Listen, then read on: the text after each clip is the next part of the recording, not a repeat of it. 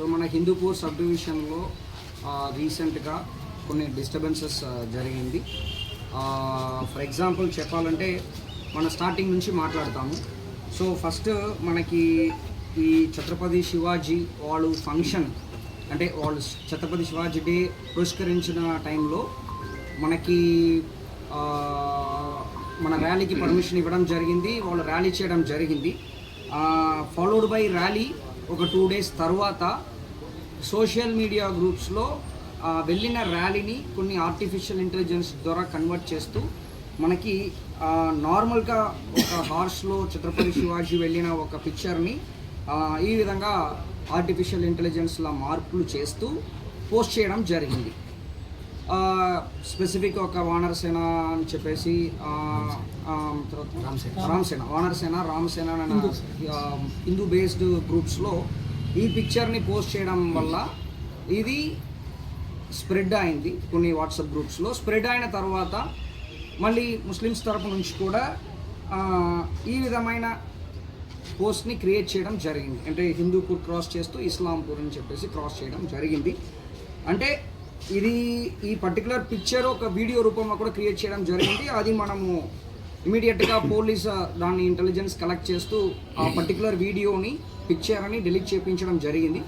Delete చేయించిన వెంటనే మళ్ళీ దానిని కొడుతున్న విధంలో ఏం చేస్తారంటే కొంతమంది ఏం చేస్తారంటే వాళ్ళు ఉన్న కొన్ని యూట్యూబ్ ఛానల్ రన్ చేస్తున్నారు. ఎస్పెషలీ షాబాష్ వాళ్ళు ఇమీడియట్గా ఏం చేస్తారంటే వాళ్ళకి అంతేనా అని చెప్పేసి వాళ్ళని హిందూస్ని రెచ్చగొడుతున్నట్టు వాళ్ళు ఇమీడియట్గా పోస్ట్ చేయడం జరిగింది. ఈ 2 ఇన్సిడెంట్ని బేస్ చేసుకుని ఏంటంటే ఒక వన్ డే కొంచెం డిస్టర్బ్డ్, ఆల్వేస్ పీస్ఫుల్ హిందూపూర్లో కొన్ని డిస్టర్బ్డ్ వాతావరణం కొన్ని కనిపించింది. మళ్ళీ SDPO Hindupur, additional SP admin, so మా సిబ్బందులు సిఐస్ అందరూ కూడా కలిసి ఇతర వర్గాలతో పాటు మాట్లాడి కమ్యూనికేషన్ గ్యాప్ని తొలగించి ఆ రోజుకి ఆ ఇష్యూని మనము సాల్వ్ చేయడం జరిగింది. కాకపోయినా ఈ ఇష్యూ అనేది నాకు కూడా పర్సనల్గా కొన్ని డిస్టర్బింగ్గా అనిపించింది. బికాజ్ ఇద్దరు చేస్తున్న తప్పు వల్ల హిందూపూర్లో ఒక పీస్ఫుల్ హిందూపూర్లో ఒక డిఫరెంట్ అయిన ఒక వాతావరణం క్రియేట్ చేయడం అనేది కరెక్ట్ కాదు. ఇది ఒకరోజు కాకుండా ఎప్పుడు కూడా ఇలాంటి ఒక సిచ్యువేషన్ రాకూడదన్న ఉద్దేశంతో పాటు ఈరోజు సత్యసాయి డిస్ట్రిక్ట్ పోలీస్ తరపు నుంచి యాజ్ ఎస్పీగా ఈరోజు ఈ ప్రెస్ మీట్కి ప్లాన్ చేయడం జరిగింది. ఈ పర్టికులర్ ఇన్సిడెంట్లో ఇప్పుడు వరకు మన ఇతరుని అరెస్ట్ చేయడం జరిగింది. మన్విత్ని ఒక వ్యక్తిని అరెస్ట్ చేయడం జరిగింది, జస్ట్ 19 years.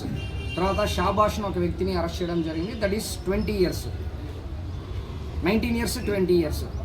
ఓకే, దీనిట్లో ఈ ఇతరుని కూడా మనం అరెస్ట్ చేసి రిమాండ్ కూడా పెట్టాము.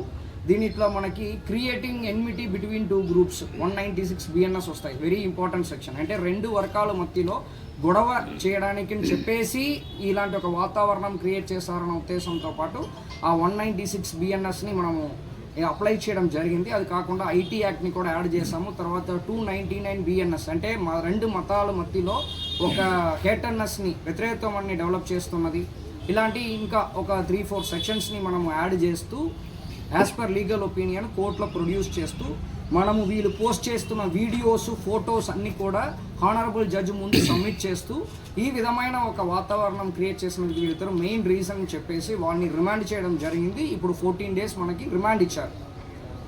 ఇది కాకుండా మనం ఇంకా ఒక అరుగురిని మేము ఐడెంటిఫై చేస్తాం.